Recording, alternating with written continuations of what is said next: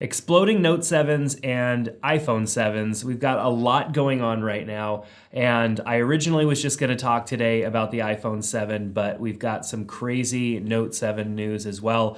So let's get into it. This is State of Tech, and this is our weekly news segment on Fridays. And so we're going to start talking with the kind of the hot news, and then we'll go into what's to come next week with the iPhone.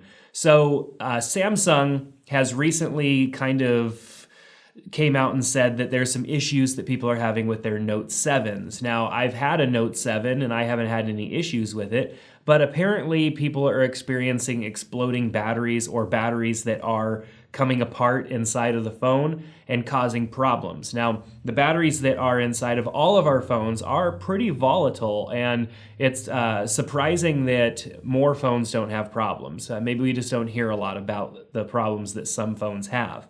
But apparently the Note 7 is having enough problems that there is the potential of a recall. Now, Samsung hasn't came out and said that there's going to be a recall yet. However, there are a halt on sales right now with the Note 7.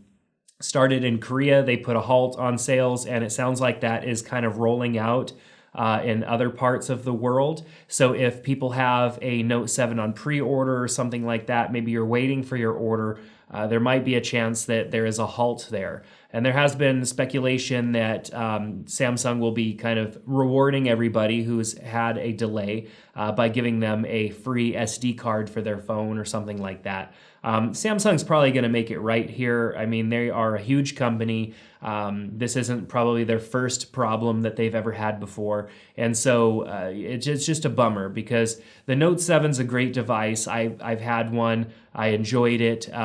It was a lot of fun to use. And I'm back on an iPhone temporarily leading up to iPhone 7's release next week, or the announcements at least. So, you know, it's kind of a bummer that that is happening and that people are experiencing problems like that, because that is a horrible problem to have your phone come apart and start leaking battery, you know, particulars and whatever else all over wherever it was. And for those who had, you know, a fire or anything like that, I mean, that's devastating. So it's a real bummer that that's happening, but that is kind of what's happening right now. A very small percentage of people are having the problem, but when you've sold millions of devices, a very small percentage is still a lot of people. And so Samsung has to take that seriously, and apparently they are right now. So we'll see how that unfolds over the next couple of days. So let me know, do you have a Note 7? Did you pick one up? You know, what are your thoughts on that? Let's talk about that in the comment section below this video. So next week, early on, is the iPhone 7 announcement. Apple is having their event next week where they're supposed to announce iPhone 7s, maybe a new version of an Apple Watch, and who knows what else. But we know that we can expect the iPhone 7 because so much stuff is leaked about that device recently. And also the September 16th date sounds like the date that everybody will actually be able to get their hands on one. So next week they're going to have the announcements, and then on the 16th should be the date that everybody would receive their device should they pre-order one or something like that, or that would be the day that you could pick one up in a store. So the iPhone 7, let's talk about that for a few minutes, because Apple hasn't really done a whole lot in the last few years with their devices. The iPhone 6 was a change in style. They definitely changed it from, this is the iPhone SE, or the iPhone SE as I like to call it, but this is technically an iPhone 5S. And so they did make a change in the iPhone 6, and then the iPhone 6S and 6S Plus definitely didn't change much at all. You know, you could use the same cases. I mean, everything was pretty much the same, just some differences on the internals of the device. So, you know, there's a lot of talk that there isn't a whole lot of change coming to the design of the phone this year. And that's fine. I mean, the design is fine. It's a good-looking phone. Most of us put our phones in cases anyways, so really the design of the phone is just kind of, you know, for those who like to use their phone naked without a case. For me, I like to have a case on my phone because I'm always setting my phone down. I don't want to really have to worry about where I set it down, and if the back of my phone because they're all glass and aluminum and whatever. That stuff gets scratched up. Those are soft materials that can get scratched up. So I like to have a case on my phone. Anyway, so the iPhone 7 will definitely have some different internals. Obviously, they will increase the speed of the processor, put a better processor in there, as they do every year, or just about every year. There will probably be different storage options. There's word of a 256 gigabyte storage option on an iPhone, which I think is a lot of storage for an iPhone. Most of us don't need that kind of storage on our iPhone. These days, a lot of us are doing things in the cloud, and even Apple is trying to get people into the cloud, even though they didn't do as good of a job at it as Google did. You know, they're trying to get people to sign up for those, you know, bigger iCloud packages or whatever they want to call it, Apple Cloud. They're trying to get people into that. And by going to huge phones, you don't necessarily need that unless you have multiple Apple devices and you want to sync all of your stuff across and you want to make sure all of that stuff also exists in the cloud. So with this new iPhone, you know, there will probably be improvements to the camera. There's been rumors of one of the versions having a dual camera and what that would mean. Some people would think that maybe of those two cameras on the back, one would be a wide angle and one would have more zoom to it. Other people have talked about the kind of the being able to take one picture and change the focus, which I always think looks kind of horrible. I haven't seen really anybody do that well to where it's a usable photo, or not a usable photo, but a good photo. So who knows what's going to happen with that as well. If they do the dual camera, how they're going to integrate that. I would think that if they do a dual camera with live photos, which if you've ever messed with live photos, you know that it's just basically a photo that is a short video clip as you take a photo. But live photos would be cool if maybe like when you take a photo, it starts off with the wide angle lens and zooms its way in, or you take a live photo and it starts with the focus on like the foreground and then the focus shifts to the background. There could be some cool things if they do it right. And Apple usually doesn't bake in features that are half-baked. They usually put features into the phone that are well thought out, even if they're features that aren't maybe useful for a lot of people. Like I haven't found a whole lot of good use for live photos yet, but it's a well-integrated feature. There's nothing wrong with the way that it's integrated. So it'll be interesting to see how Apple handles that should they come out with a phone that has dual cameras on it.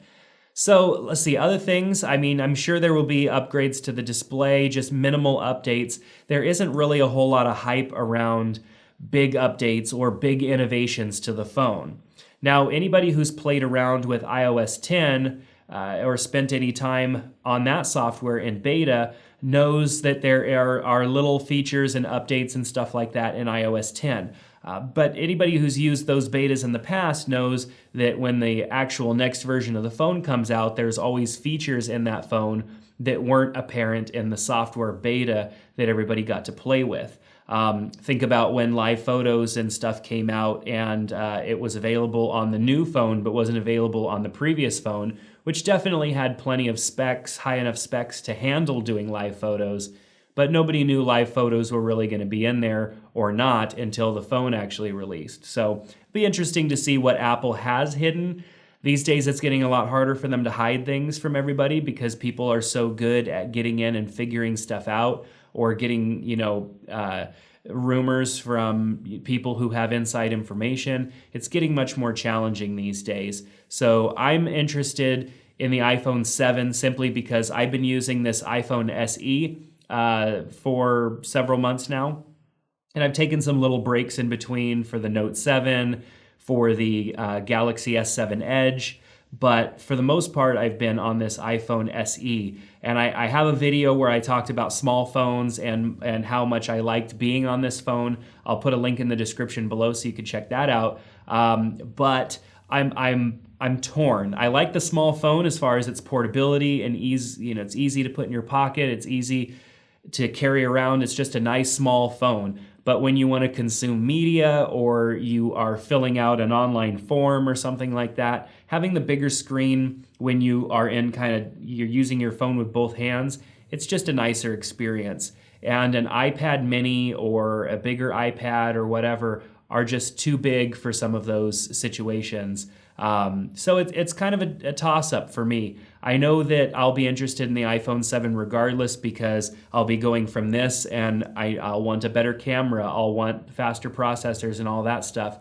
But I'm not extremely excited about the iPhone 7. There's no anticipation that I really have about the iPhone 7 because I just don't see Apple as being that company that does kind of leap over innovation type stuff really anymore. And they never really did. They would come out with really cool things, but they were never like features that we didn't know that we needed per se. Like Samsung put in a retinal scanner in the Note 7.